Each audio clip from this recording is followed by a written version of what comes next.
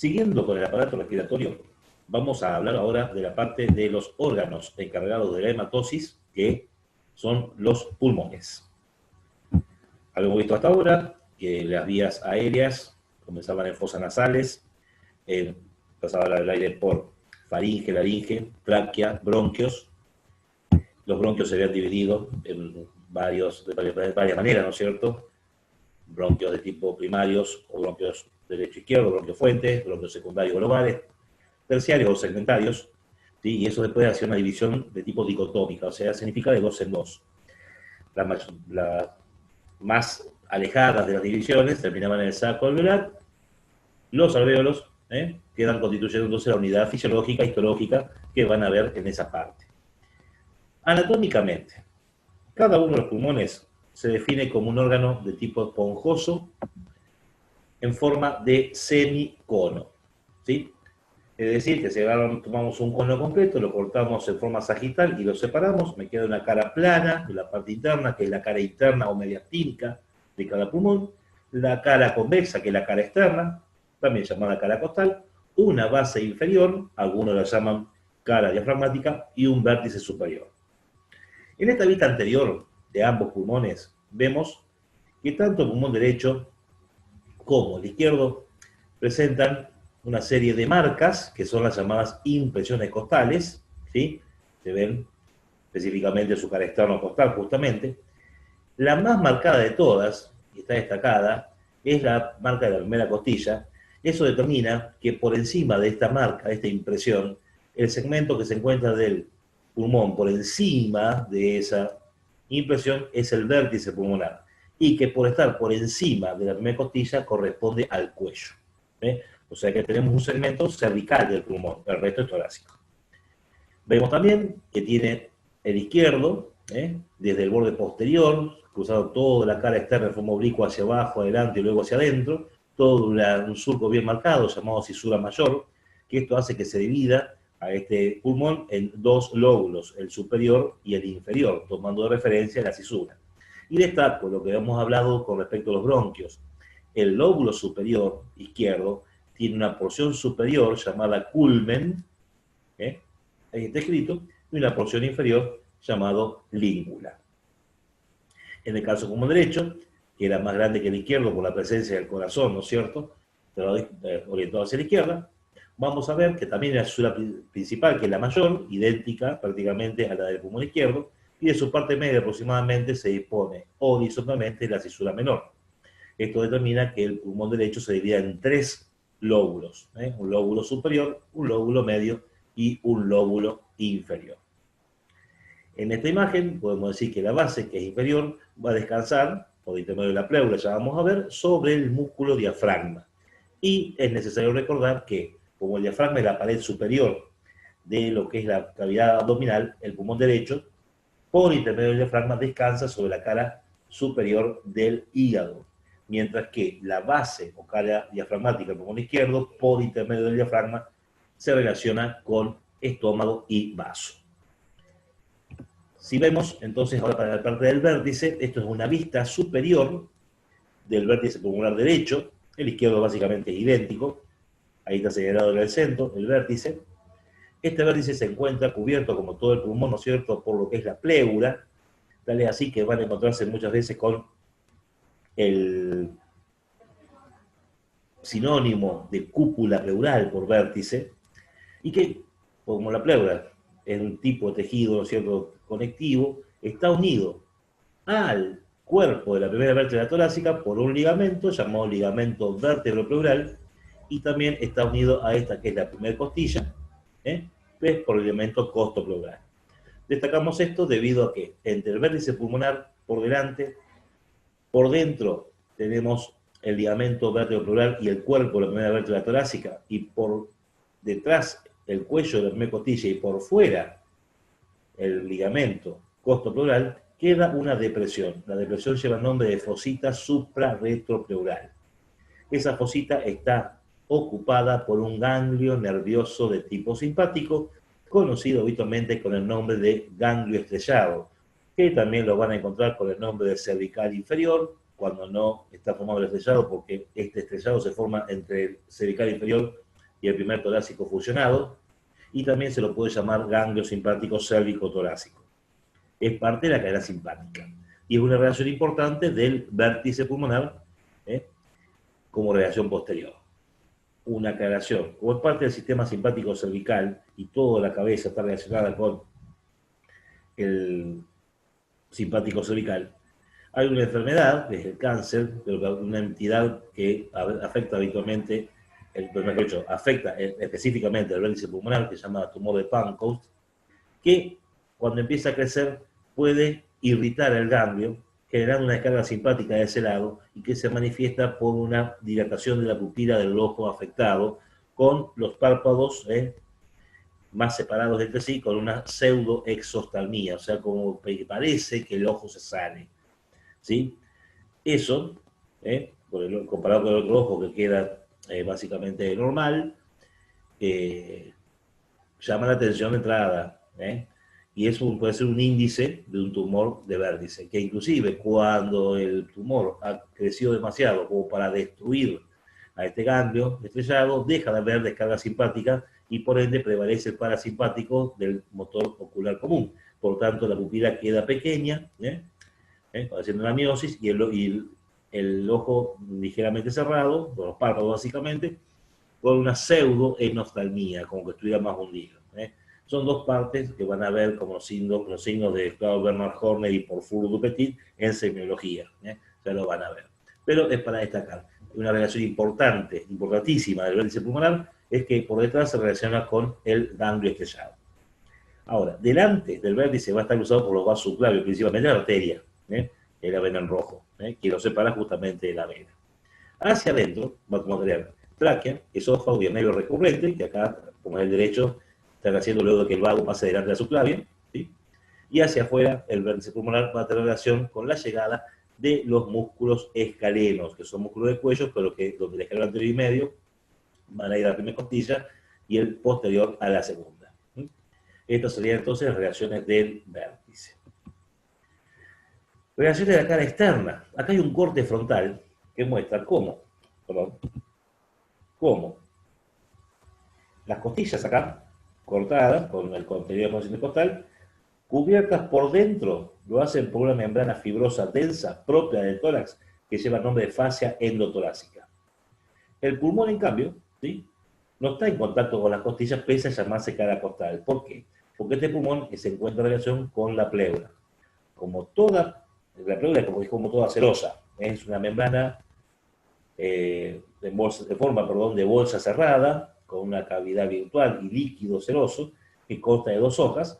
Entonces, acá lo que corresponde decir que el pulmón se relaciona con la pared torácica, básicamente con las costillas, y con los depósitos costales, por intermedio de la hoja visceral, la cavidad pleural y la hoja parietal de la pleura, y también por intermedio de la fascia endotorácica.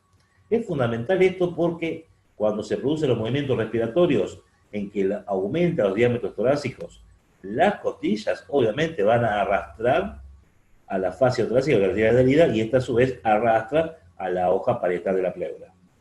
Y como van a ver en fisiología, dentro de la cavidad pleural hay presión negativa, hay una especie de vacío, que cuando entonces, si nosotros separamos la hoja visceral, la hoja parietal, con el movimiento respiratorio, pues ese vacío aumentado, hay mayor presión negativa, se arrastra, por ese vacío, como que lo chupa, arrastra a la hoja visceral y eso expande el pulmón.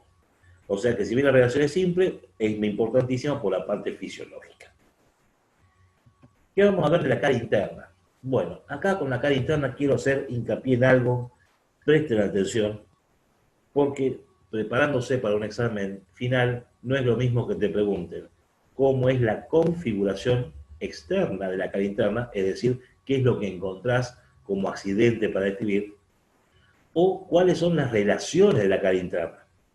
Lo aclaro porque el pulmón, de tanto derecho como izquierdo, tiene muchas relaciones, algunas de las cuales dejan impresiones, dejan marcas por su característica de órgano esponjoso y que se deja deprimir, pero hay relaciones que no dejan marcas.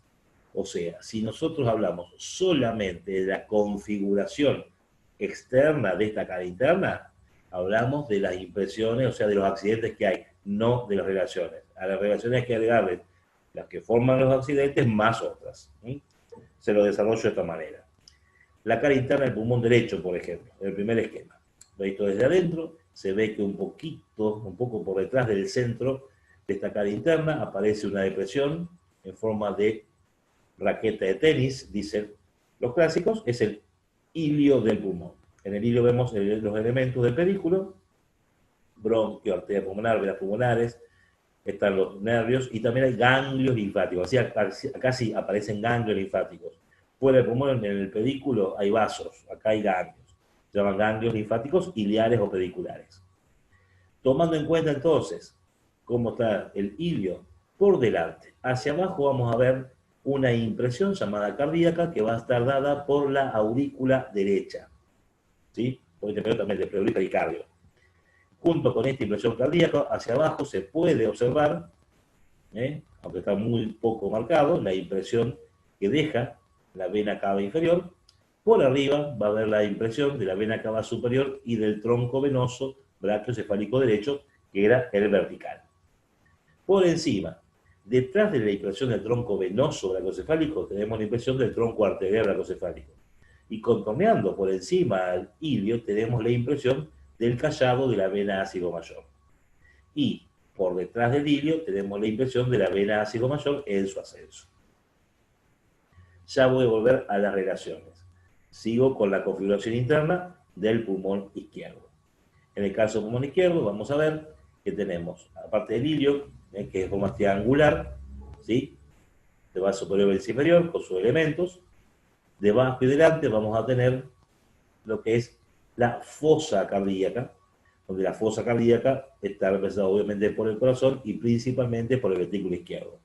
Relación que se hace por intermedio, por supuesto, de pleuro y pericardio.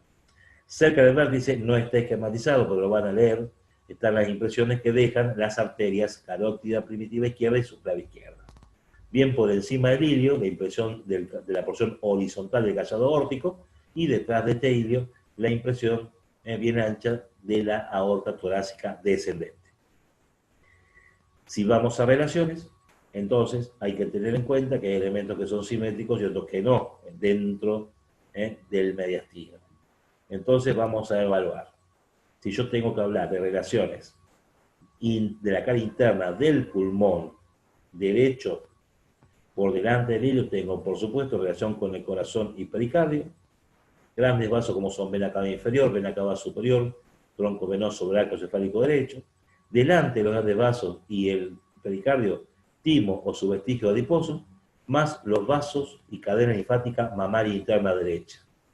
Más arriba, además de la relación que tengo con el callado de ácidos, tengo la impresión del tronco arterial brachiocefálico y también tomo relación con los ganglios linfáticos laterotraqueales derechos.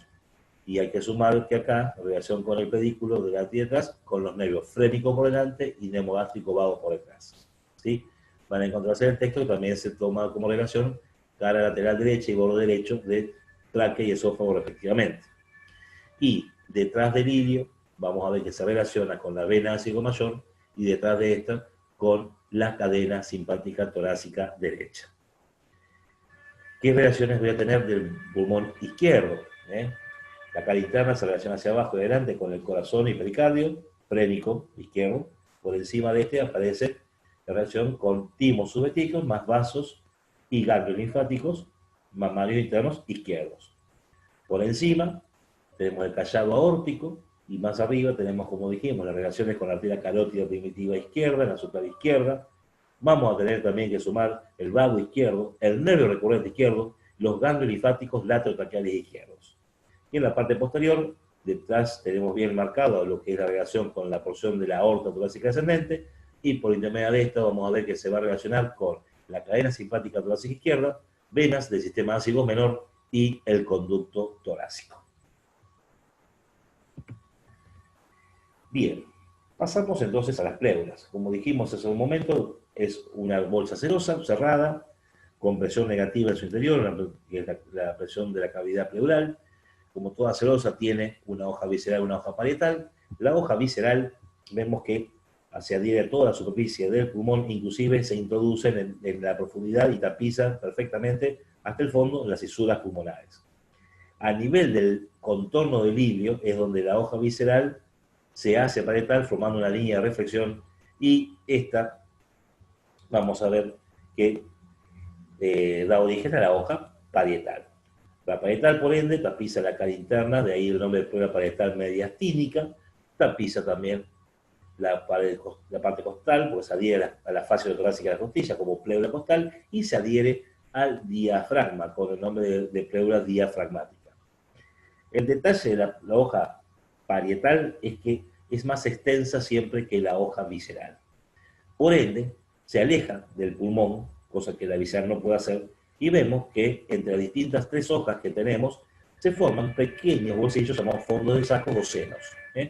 Vamos a ver que entre la pleura mediastínica y la diafragmática, bien, en relación con el corazón, vamos a ver que hay senos o fondos de saco, frenos mediastínicos, de escasa importancia. Bien en la base del tórax, ¿sí? Bien en la base del tórax, entre la pleura diafragmática y la pleura costal va a haber un fondo de saco bien profundo, bien marcado, que es el fondo de saco o seno pleural costo diafragmático o costo frénico. Este es el más amplio, el más grande de todos y el más importante funcionalmente, ¿sí? Se extiende desde la altura del esternón hasta la columna de cada lado, siguiendo las inserciones del diafragma en la pared torácica. También acá no se ve por falta del corte, pero vamos a ver que si tengo la pleura mediastínica en la cara interna y la costal por delante, entre la costal y la mediastínica hacia adelante y delante del corazón se van a formar fondos de saco llamados costos mediastínicos anteriores. Y hacia atrás, la misma pleura parietal mediastínica con la costal también se van a continuar con el nombre de fondo de saco costos mediastínicos posteriores. Estos fondos de saco costos mediastínicos posteriores los estudiaron cuando vieron el esófago torácico, ya que son los que a la derecha se llama fondo de saco pleural interácido esofágico, ya que se coloca entre la vena ácido mayor y la cara posterior del esófago, y a la izquierda se denomina fondo de saco pleural o seno interaórtico esofágico, ya que se coloca entre la arteria aorta torácica ascendente y la cara posterior del esófago. Que son los 2 costos mediastínicos posteriores. ¿Cuál es la importancia del fondo de saco? Está en el esquema que les puse al lado. En hoja continua, por ejemplo, en el pulmón expirado, la hoja visceral separada por la parietal, por esa cavidad pleural, ¿sí? Y el fondo de saco formado. Cuando el diafragma se contrae en la inspiración, que desciende y aumenta el diámetro vertical, aumenta sobre los otros 2 diámetros restantes, el transversal y el diámetro posterior, haciendo que aumenten también. Como ven, la excursión del diafragma hacia abajo se trae a la hoja parietal que la queda adherida. Lo mismo pasa con, en este caso, la costal que sigue a las costillas. Esto hace que se separe, esquemáticamente hablando, la parietal de la visceral, pero como hay presión negativa, esta presión se hace más negativa todavía, arrastra, como la línea del punto celeste, a la pleura visceral y eso expande el pulmón. Dense cuenta que si no hubiese fondo de saco, no habría lugar para donde expandir el pulmón, o tendríamos que hacer inspiraciones muy, muy rápidas y muy cortas. Bien. Teniendo en cuenta lo que acabamos de ver, vamos a hablar entonces de lo que algo ya habíamos hablado cuando hablamos de bronquio, pero el pedículo pulmonar está formado por el bronquio, sea derecho e izquierdo, la arteria pulmonar, que es una rama terminal de la arteria pulmonar que nace del ventrículo derecho y que va luego acompañada por las venas pulmonares, superior e inferior, de derecha e izquierda respectivamente. Esto, los vasos pulmonares, constituyen la circulación funcional del pulmón. O sea que el pulmón necesita recibir por la arteria pulmonar sangre carga oxigenada, oxigenar la sangre y volcarla a la circulación general por las venas pulmonares. Pero como órgano necesita su circulación nutricia. Y la circulación nutricia lo hacen las arterias bronquiales. Las bronquiales son colaterales de la aorta torácica descendente, mientras que las venas bronquiales drenan el sistema ácidos. A las venas bronquiales derechas, como en el cuadro, drenan la vena ácido mayor, y las bronquiales izquierdas drenan en la vena hemiácidos superior, que forma parte del ácido menor. La inervación son los medios pulmonares que forman plexos, son los plexos pulmonares anterior y posterior, que tienen ese nombre solamente por cómo se colocan en relación con el bronquio dentro del pedículo. Hay que destacar que los nervios simpáticos se originan como ramos pulmonares, son postganglionares, ¿sí?, de los 5 primeros ganglios simpáticos torácicos, ¿sí? Y los parasimpáticos son los ramos pulmonares de los nervios vagos o neumogástricos, que son emitidos cuando cruzan por detrás del pedículo. Y también tenemos los linfáticos. Para linfáticos tenemos que estudiarlo perfectamente, teniendo en cuenta que el cáncer de pulmón es muy, muy frecuente. En ese sentido, hay que tener en cuenta que para los linfáticos del pulmón vamos a dividir a cada uno de los pulmones en 3 territorios de drenaje linfático: superior, medio e inferior. En el caso del pulmón derecho, los territorios corresponden a cada lóbulo. Como ven acá, lóbulo superior, territorio superior, lóbulo medio, territorio medio, lóbulo inferior, territorio inferior. Como el pulmón izquierdo tiene solamente 2 lóbulos, necesito dividirlo en 3 territorios. Vemos que el culmen, ¿sí?, constituye el territorio superior. La língula, el territorio medio. Por ende, estos 2 territorios son del lóbulo superior, ¿sí? Y me queda el territorio inferior para el lóbulo inferior de este pulmón. La linfa circula por vasos que todos se concentran en el mismo lugar, donde en los ganglios iliares o pediculares. Debido a cómo va a estar distribuida, acá en el esquema están obviados el pasaje por los iliares, sino que directamente está como salteado para ver a dónde drena cada uno de los territorios. Si yo tengo que decirlo como corresponde, queda de esta manera. Linfáticos del pulmón derecho. El territorio superior, que es el lóbulo superior, drena la linfa a los ganglios iliares y de ahí drenan luego a los ganglios linfáticos laterotraqueales derechos.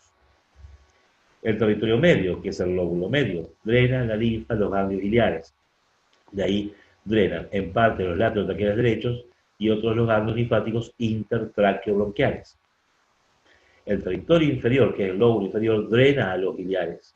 Y de los iliares le drena luego una parte a intertraqueobronquiales y otro a mediastínicos posteriores.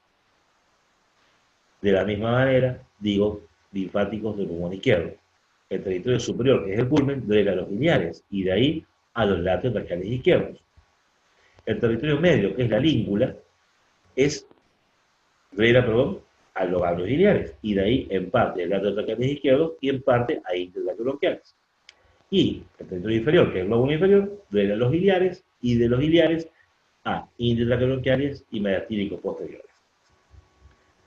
Primer detalle, laterotraqueales derechos se encuentran a la derecha de la tráquea, por fuera también del tronco cefálico, por encima del tallado órtico, por dentro del pleuropulmón derecho. El laterotraqueales izquierdo, a la izquierda de la tráquea, siguiendo al recurrente. Los intertraqueobronquiales, que están como ITB, sin estar abajo, están debajo de los bronquios y por encima de las venas pulmonares superiores, encerrados entre la arteria pulmonar derecha que pasa por delante y el esófago que pasa por detrás. Los mediastínicos posteriores están acompañando a la aorta torácica descendente y al esófago, aplicados allá contra la columna vertebral torácica. Si se dan cuenta, los lóbulos superiores van a laterotraqueales correspondientes, los medios a laterotraqueales correspondientes e intertraqueobronquiales, y los inferiores a intertraqueobronquiales y mediastínicos posteriores. Parece simétrico, parece un espejo. Pero acá se termina el espejo, porque luego de esto tenés la obligación de saber que toda la linfa, los mediastínicos posteriores, absolutamente toda, drena luego en laterotraqueales derechos. Toda la linfa de intertraqueobronquiales drena luego a laterotraqueales derechos. Una buena parte de la linfa de laterotraqueales izquierdos drena en laterotraqueales derechos, ¿sí? Por ende, los principales linfáticos son los laterotraqueales derechos. Por eso es que de ahí los vasos linfáticos que siguen la llamada cadena recurrencial derecha va a drenar en el confluente yugo superior derecho directamente por intermedio de la gran vena linfática. Y a la izquierda, la poca linfa que terminó teniendo ahí, ¿sí?, sigue la cadena recurrencial izquierda al confluente yugo superior izquierdo directamente o por intermedio del conducto torácico. O sea que podemos cerrar diciendo que el 100% de la linfa del pulmón derecho y el 90% o más del pulmón izquierdo drenan el látero traqueal derecho. ¿Sí? Algunas aclaraciones que no están dentro del Power. Primero, si tenemos que hablar de la pleura en cuanto a vasos, nervios linfáticos, regla general de la serosa.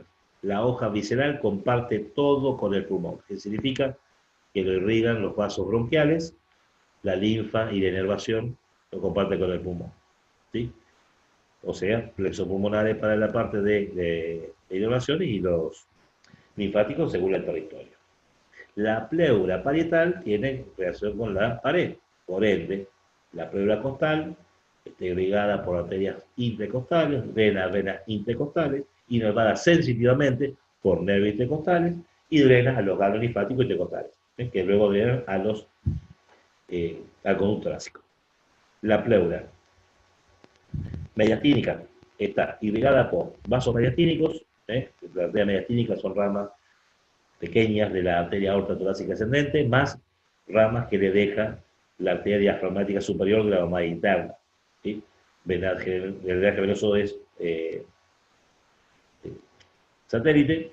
La inervación sensitiva, la del frénico, ¿sí? En su trayecto, porque va a ir aplicado a la pleura mediastínica, y el drenaje linfático se reparte en mediastínicos anteriores, mediastínicos posteriores. ¿Sí? La pleura diafragmática está irrigada por la arteria diafragmática superior, también por la musculofrénica, que es una rama terminal de la mamaria interna, de la mamaria interna, bien digo, drenaje venoso del tipo de satélite. La inervación también por el frénico y parte por lo intercostal, la parte periférica, y lo que es la parte de linfáticos a linfáticos diafragmáticos que luego drenan a el conducto torácico.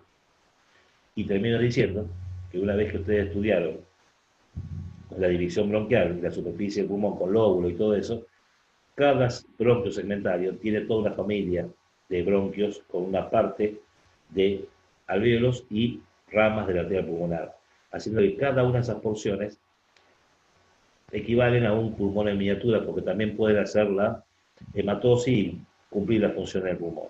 De ahí que está el concepto de la segmentación broncopulmonar, ¿sí? Empezando por la bronquial, siguiendo por la pulmonar. Si tienen que definir la segmentación broncopulmonar, decimos lo siguiente.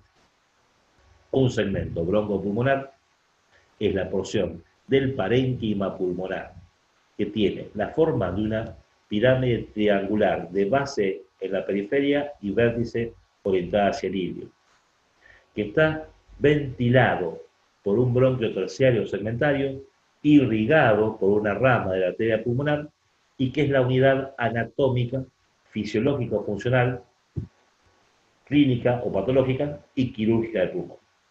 ¿Sí? O sea que es un pulmón en miniatura y que se puede afectar por una patología exclusivamente ese segmento y quirúrgicamente, si es necesario, se puede extraer el segmento y dejar el resto. Nos vemos para pared torácica. Adiós.